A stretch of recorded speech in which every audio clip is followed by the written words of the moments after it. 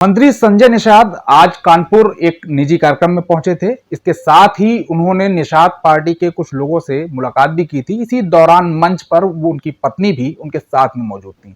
अचानक से उनकी पत्नी गश खाकर जमीन पर गिर पड़ी, जिसके बाद से पूरे मंच पर हाहाकार मच गया। कुछ ही देर में लोग उन्हें लेकर अस्पताल भागे और इस वक्त हम कानपुर के कार्डियोलॉजिस्ट हॉस्पिटल में हैं, जहां पर डॉक्टर बैठे हुए हैं और वो ये बताएंगे कि जो संजय निषाद की पत्नी मालती जी हैं वो किस कंडीशन में हैं, उन्हें क्या हुआ था, किस तरीके की समस्याएं उन्हें आई थी। डॉक्टर साहब ये बताइए कि आज मंत्री जी की पत्नी आई है यहाँ पर, उनकी अचानक से तबीयत खराब हो गई थी, क्या समस्या हो गई थी? देखिए, वो करीब 1 डेढ़ घंटे पहले हमारे यहाँ पर आई थी और इमरजेंसी में आने उनकी मेन कंप्लेन यही थी कि चेस्ट पेन और शरीर से पसीना छूट रहा था। तो यहाँ आने के बाद वो लगभग नियर नॉर्मल 15 मिनट में हो गई थी। इमीडिएट उनका ईसीजी किया गया और इमीडिएट उनकी ब्लड की टेस्ट कराया गया। तो ब्लड जो हम मेन बाकी तो सैकड़ों जांचें होती, लेकिन मुख्य जांच जो होती जिसको हमारा ये निर्धारित करता है इसको अटैक हुआ है कि नहीं हुआ है, वो ट्रोपोनिन उसको टेस्ट बोलते हैं, वो नेगेटिव था। इससे थोड़ा सा बेहतर हुआ कि नहीं भाई ट्रोपोनिन नेगेटिव है, ईसीजी में कोई चेंजेस नहीं थे। अंडर ऑब्जर्वेशन रख लिया गया, बाकी सारे टेस्ट भी नॉर्मल थे, थोड़ा शुगर हाई था।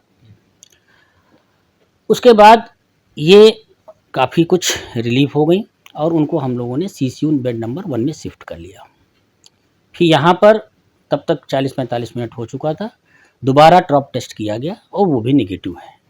तो हम ये कह सकते हैं कि इनको जो चेस्ट पेन हुआ है वो हृदय से संबंधित नहीं है और फिर भी अभी 1-2 घंटे रुकेंगी और जाने के पहले भी एक बार ड्रॉप टेस्ट कर लिया जाएगा।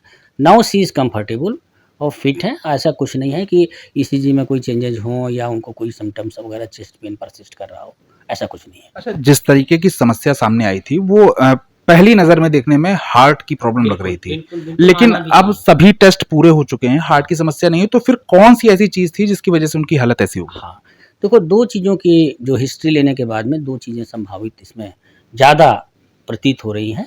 एक तो वो ऑलरेडी ड्यूडेनल अल्सर की पेशेंट हैं और उनका ट्रीटमेंट चल रहा है, तो ये गैस्ट्राइटिस भी प्रेजेंटेशन लगभग ऐसा ही होता है। और दूसरा जो आजकल क्या है, टेम्परेचर जो है हीट के कारण, और जो हीट एंड ह्यूमिड, आज के दिन में हीट भी है ह्यूमिड भी है, इससे भी संभावनाएं ऐसी बनती हैं कि ये लक्षण आ सकते हैं। तो देखिए, ये डॉक्टर राकेश वर्मा थे जिन्होंने साफ तौर से बता दिया है कि जो कंडीशन है वो हार्ट अटैक जैसी नहीं है, लेकिन जो सिम्टम्स थे वो कहीं ना कहीं हार्ट अटैक दर्शा रहे थे।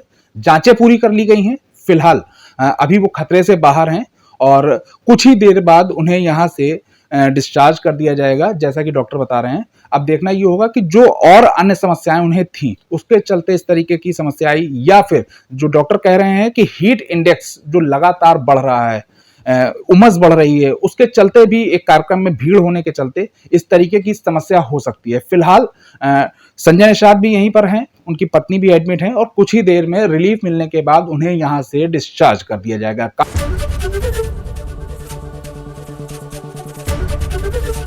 एबीपी गंगा, खबर आपकी, जुबान आपकी।